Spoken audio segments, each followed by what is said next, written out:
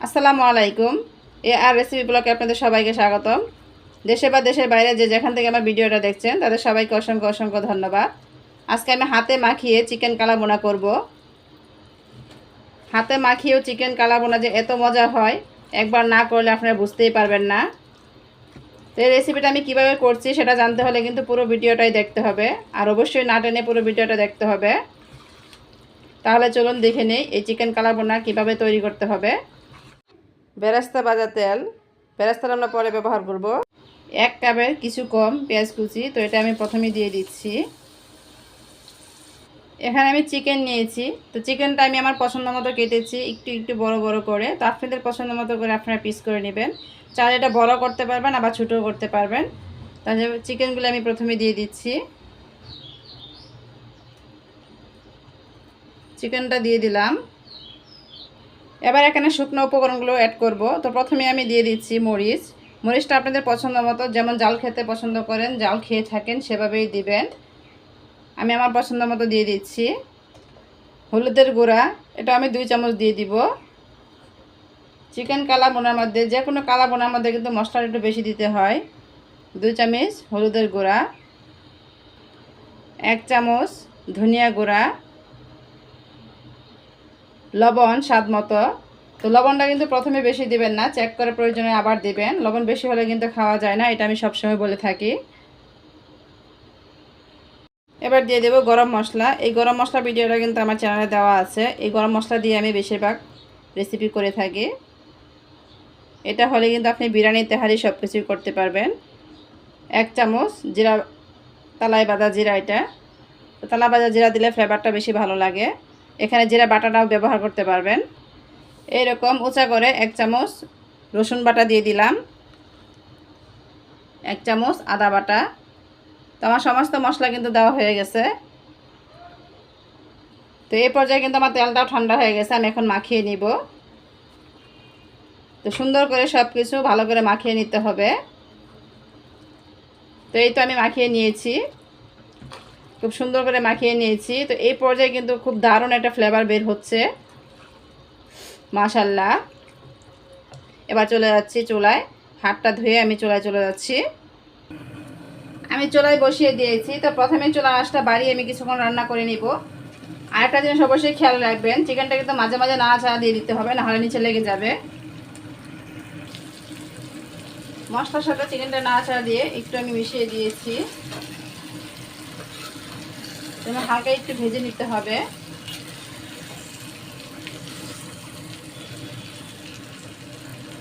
এবার আমি 1/2 কাপ পানি দিয়ে চিকেনটা রান্না করে নিব।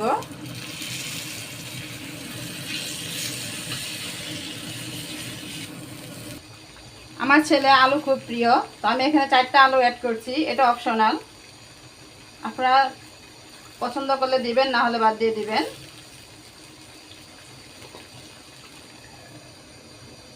ঢাকনা দিয়ে ঢেকে আমি কিছুক্ষণ রান্না করব। তো এই পর্যায়ে কিন্তু চুলা আঁচটা বাড়িয়ে দিবেন না, তাহলে ঢাকনার মধ্যে সমস্ত মশলাগুলি উঠে যাবে। সো সেদিকে আপনাদের খেয়াল রাখতে হবে।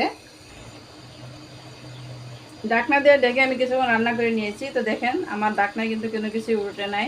তো চুলা আঁচটা কমে যখন করবেন তাহলে দেখবেন ঢাকনার মধ্যে একদম তেল উঠবে না, মশলা উঠবে না। আবার একটু নাড়া দিয়ে দিচ্ছি। চিকেন থেকে কিন্তু আর একটু পানি উঠেছে।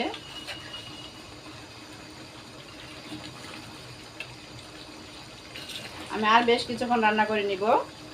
চিকেনটা আমি বেশ কিছুক্ষণ রান্না করে নিয়েছি, দেখতেই পাচ্ছেন খুব সুন্দর তেল ছাড়ছে। এবার বাগারটা দিয়ে নিব। একটা পাতিল বসিয়ে গরম করে নিয়েছি, এবার দিয়ে দিব সরিষার তেল। সরিষার তেল দিয়ে বাগারটা দিয়ে নিব। তেলটাকে ভালো করে গরম করে নিয়েছি। এবার চুলার আঁচটা কমিয়ে দিব, হালকা একটু ঠান্ডা করে নেব তেলটাকে।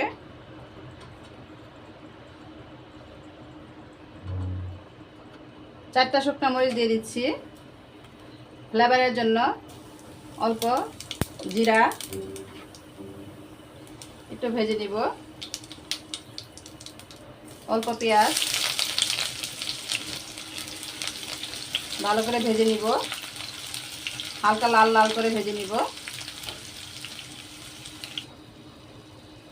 বাগারটা হয়ে গেছে, এবার চিকেনটা দিয়ে দিব।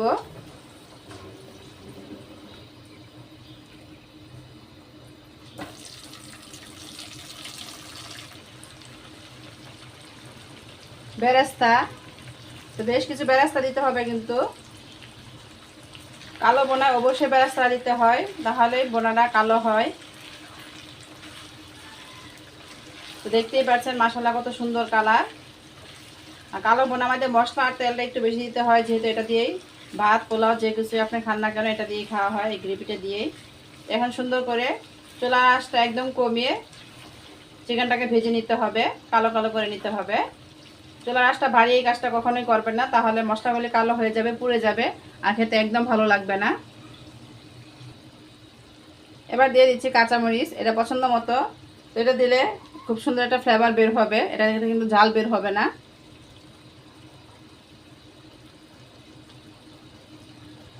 এবার নাড়াচাড়া দিয়ে চিকেনটা ভেজে নিব।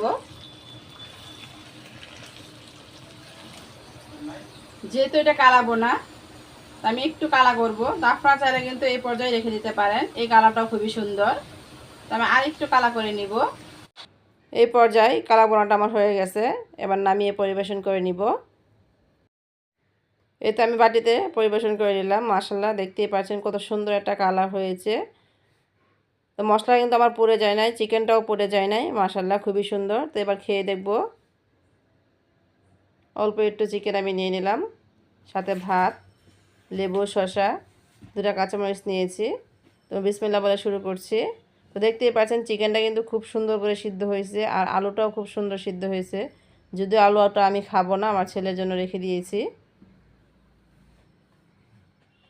তো কী বলবো, আলহামদুলিল্লাহ, মানে ভাষা হারিয়ে ফেলেছিলাম। হাতে মাখা চিকেনও যে এত মজা হয়, আগে জানলে আরও অনেক আগে থেকে অনেকবার ট্রাই করতাম। আমিও ফার্স্ট টাইম করেছি, আলহামদুলিল্লাহ সাকসেস। তো আপনারা অবশ্যই একবার হলো ট্রাই করবেন। আর বাসায় কে কে ট্রাই করেছেন অবশ্যই কমেন্টে জানাবেন। কে কোথা থেকে আমার ভিডিওটা দেখছেন সেভাবে অবশ্যই কমেন্টে জানাবেন। রেসিপিটা ভালো লাগলে লাইক করবেন, কমেন্ট করবেন, একটা শেয়ার করে দিবেন। ভিডিওটা দেখার জন্য সবাইকে অনেক অনেক ধন্যবাদ। আজ এই পর্যন্তই। সবাই সুস্থ থাকবেন, ভালো থাকবেন, আমার পরিবারের জন্য দোয়া করবেন। আল্লাহ হাফেজ, আসসালামু আলাইকুম। Thank you for watching.